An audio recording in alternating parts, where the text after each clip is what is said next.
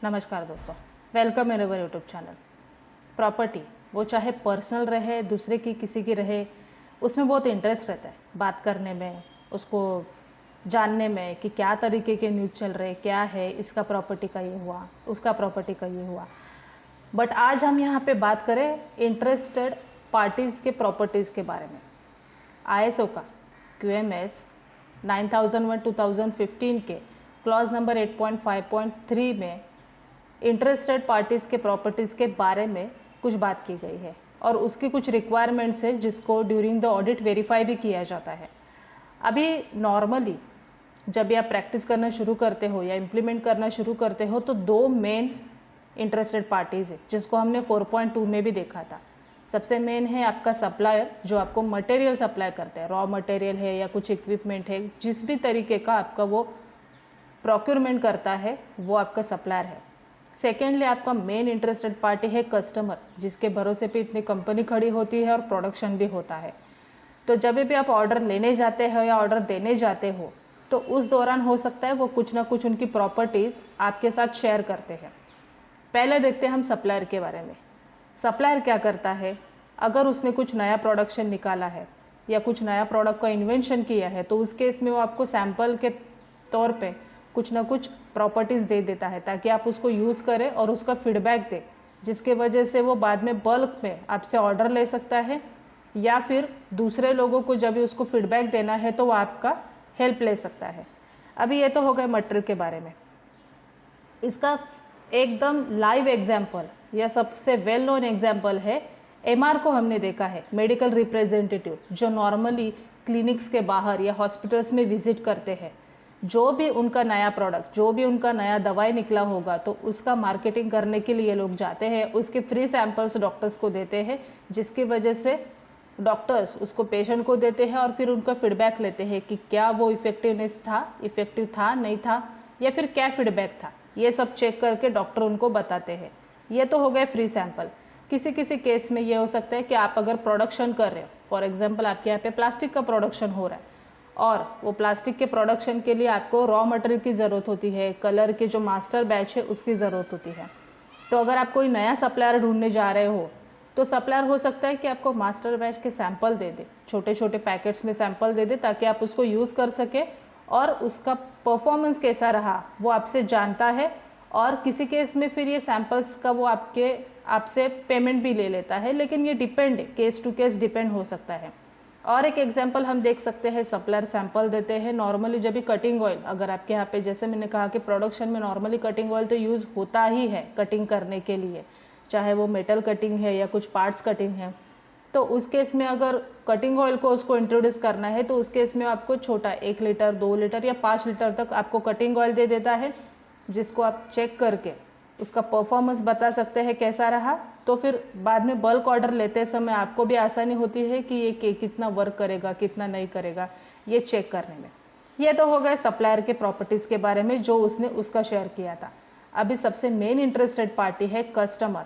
Customer अपना feedback देता है, जो भी तरीके की सर्विस आप उन्हें प्रोवाइड कर रहे हैं, जो भी रिस्पॉन्ड आप उन्हें कर रहे हैं ड्यूरिंग द ऑडिट या ड्यूरिंग द कन्वर्जेशन, जो भी आपका रिस्पॉन्स है उसके बारे में वो चेक करता है और उसका फीडबैक भी उसी के बेस पे होता है। 4 मेन पैरामीटर्स होते हैं जब भी वो फीडबैक देते हैं आपको, आपके जो भी आपने डिस्पैच किया है ऑर्डर उसके बाद। तो नॉर्मली रहता है कि प्रोडक्ट का क्वालिटी कैसा था, जो भी उसकी रिक्वायरमेंट है उसके एक्सपेक्टेशन लेवल को अगर मीट करता है तो वो आपको गुड या एक्सेलेंट का कैटेगरी में डाल देता है। या फिर अपना ऑन टाइम डिलीवरी कैसा था, जो भी उसका एक्सपेक्टेशन है वैसा आपने ऑन टाइम डिलीवरी किया कि नहीं है। नेक्स्ट, अगर उसने आपको कुछ प्रॉपर्टी दी है कस्टमर ने तो उस पर आपका कंट्रोल कैसा रहा वो भी उसको वेरीफाई करता है।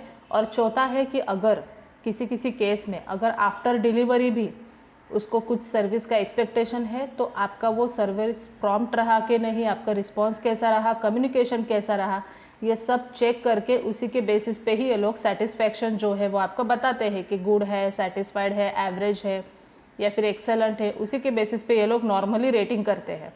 अभी कस्टमर अगर प्रॉपर्टी आपको देना चाहेगा तो कौन सी तरीके की प्रॉपर्टी हो सकती है, उसमें 2 तरीके की प्रॉपर्टी हो सकती है। एक तो हो सकता है मटेरियल, मटेरियल्स में रॉ मटेरियल हो सकता है, कुछ इक्विपमेंट हो सकता है, कुछ टूल्स हो सकते हैं, या फिर कोई भी अगर ड्यूरिंग द ट्रायल उसको कुछ मटेरियल्स के साथ ट्रायल लेना है तो ऐसा भी कुछ इक्विपमेंट या कुछ भी टाइप का प्रोडक्ट वो दे सकता है आपको एज अ फिजिकल प्रॉपर्टी। या फिर दूसरा हो सकता है इंटेलेक्चुअल।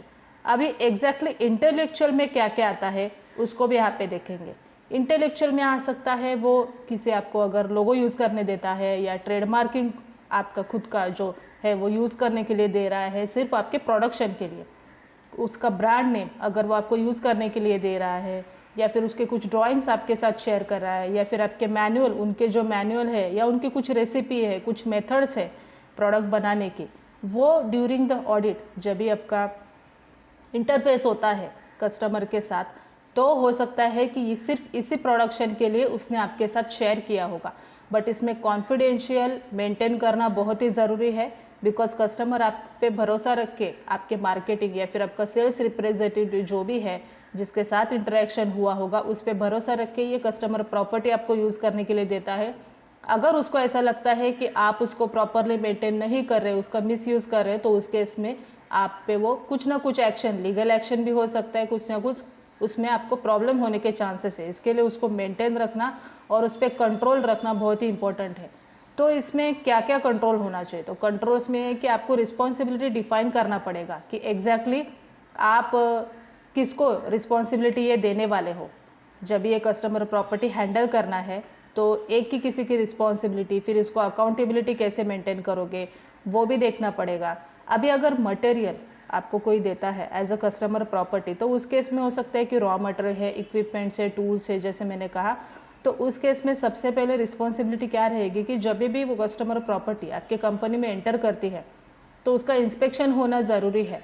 जिस भी पर्सन को आपने अपॉइंट किया है उसको उसका चेकिंग करना पड़ेगा कि जो उसके चलन के साथ या उसका बिल या फिर उसका जो भी एनेक्चर है जिसके साथ ये मटेरियल एंटर हुआ है आपके ऑर्गेनाइजेशन में, तभी आपको उसका इंस्पेक्शन करना पड़ेगा, क्रॉस वेरिफिकेशन कि जो उसमें मेंशन किया गया है वो एक्चुअल मटेरियल अवेलेबल है कि नहीं है, क्वांटिटी ओके है कि नहीं है। बिकॉज वो होने के बाद आपको उनको इन्फॉर्म भी करना पड़ेगा कि हाँ आपकी ये प्रॉपर्टी हमें रिसीव हुई है और इसका रिकॉर्ड हम लोग मेंटेन कर रहे हैं। क्या क्या तरीके की प्रॉपर्टी दे सकते हैं, हम एक एग्जाम्पल से थोड़ा सा यहाँ पे स्पेसिफाई करने की कोशिश करेंगे। फॉर एग्जाम्पल आपके यहाँ पे अगर पीवीसी पाइप फिटिंग के मोल्ड बनाते हैं या फिर आपके यहाँ पे कुछ प्रोडक्शन निकलता है पाइप्स का, या फिर आप कुछ फिटिंग्स बनाते हैं, तो ऐसा आपके यहाँ पे प्रोडक्शन निकलता है, तो उस केस में हो सकता है कि कस्टमर आपको कुछ पीवीसी पाइप के सैंपल्स एज अ प्रॉपर्टी देता है, या फिर कुछ इंसर्ट्स जो उसको ड्यूरिंग द ट्रायल उसको उसके साथ अगर वो आपका प्रोडक्ट चाहिए विथ रनर जो उसको चाहिए तो उस केस में वो आपको प्रोवाइड कर सकता है। अभी ये ब्रास इंसर्ट कैसे रहते हैं जो मैं बता रही कि ऐसे तरीके के ब्रास इंसर्ट रहते हैं कि कभी कभी वो लोग इंसर्ट्स के साथ उसकी ट्रायल आपको लेने के लिए कहते हैं। जब भी आप उसका ट्रायल लोगे मशीन में तो आपको उसको यूज़ करना है और उसी के साथ कस्टमर को भेजना है, ताकि कस्टमर को जब भी चेक करना रहेगा तभी उसके साथ ही वो प्रॉपरली चेक कर सकता है। अभी ये इंसर्ट्स आने के बाद आपको उसका रिकॉर्ड्स मेंटेन करना ज़रूरी है। एक तो आपने इंस्पेक्शन कर लिया, इंस्पेक्शन करने के बाद आपको उसको स्टॉक रिकॉर्ड भी बनाना पड़ेगा। जैसा आपका स्टॉक रिकॉर्ड रहता है आपके स्टोर्स में, वैसा कस्टमर प्रॉपर्टी आने के बाद एक रजिस्टर आपको मेंटेन करना ज़रूरी है as a customer property register. उसमें कस्टमर वाइज अगर आपके यहाँ पे 2-4 कस्टमर है जो इस तरीके के प्रॉपर्टीज़ आपको देते हैं, चाहे सैंपल हो, चाहे इंटेलेक्चुअल प्रॉपर्टी हो, चाहे और कुछ प्रॉपर्टी हो विद चलन, तो आपको उसको रिकॉर्ड मेंटेन करना ज़रूरी है। इसके साथ साथ आपको ये भी बताना पड़ेगा कि आपने उसका यूज़ कहाँ कहाँ पे किया और आपके यहाँ पे बैलेंस कितना है। फॉर एग्जांपल अगर आप इस टेबल में देखोगे तो मेरे पास अगर 3 तरीके के ब्रास इंसर्ट आए हैं, 1 तारीख को रिसीव हुए हैं इतने क्वांटिटी, और मैंने उसको कौन से प्रोजेक्ट में यूज़ किया, कितनी क्वांटिटी को यूज़ किया, बैलेंस कितना है मेरे पास अभी, और ऑथोराइज पर्सन कौन था ये लेने वाला और रिकॉर्ड मेंटेन करने वाला, ये आपको सारा आपके रजिस्टर में मेंटेन करके रखना पड़ेगा, ताकि जब भी आपके ऑर्डर कंप्लीट होने के बाद जब भी आपको कस्टमर को पूरा डिस्पैच के साथ उसका कस्टमर की प्रॉपर्टी जो बची हुई जब भी लौटाना पड़ेगा तो आपके पास हिसाब मांगेगा उस केस का। अगर वो मिसमैच होता है तो उस केस में फिर आपका डिससेटिस्फेक्शन हो जाएगा कस्टमर का। जो मैंने यहाँ पे कहा था कि आपको जो फीडबैक है वो आपने उसको सर्विस कौन सी तरीके की प्रोवाइड की, उसी के बेस पे उसको फीडबैक मिलता है। अगर आप उसको ठीक तरीके से मेंटेन नहीं कर पाए या ठीक तरीके से हैंडल नहीं कर पाए तो उस केस में वो आपको बैड रेटिंग देने के चांसेस है। और ये सबसे मेन क्लॉज इसके लिए है क्योंकि इसी पे डिपेंड करता है कि नेक्स्ट ऑर्डर आपको कैसे मिलेंगे और आपका कस्टमर आपसे कितना हैप्पी है। और माउथ पब्लिसिटी के थ्रू ही ज़्यादातर ये स्प्रेड होता है। तो आपको कस्टमर प्रॉपर्टी को इग्नोर ना करके या सप्लायर की भी जो प्रॉपर्टी है उसको इग्नोर किए बिना उसका अकाउंटेबिलिटी, उसका इंस्पेक्शन और उसका प्रॉपर रिकॉर्ड रखना बहुत ही इम्पॉर्टेंट है। ऐसे ही तरीके के नए नए क्लॉजेस की रिक्वायरमेंट हम वीडियो के थ्रू आपके साथ शेयर करते हैं।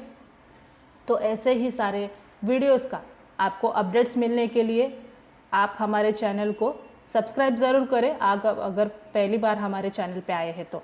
अगर आपको ये आर्टिकल फॉर्म में पढ़ना है या बाकी के भी वीडियोस देखने हैं तो आप हमारे सोशल साइट्स पे भी जा सकते हैं या आप हमें हमारे वेबसाइट पे भी जाके चेक कर सकते हैं, जिसको आपकी सारी इन्फॉर्मेशन मिल जाएगी। अगर ये जो क्लॉज अभी मैंने शेयर किया 8.5.3 इसके बारे में या फिर दूसरे किसी क्लॉज के बारे में अगर आपकी कुछ रिक्वायरमेंट है या फिर आप कुछ जानना चाहते हैं तो आप हमें ईमेल भी कर सकते हैं या आप हमें व्हाट्सएप भी कर सकते हैं।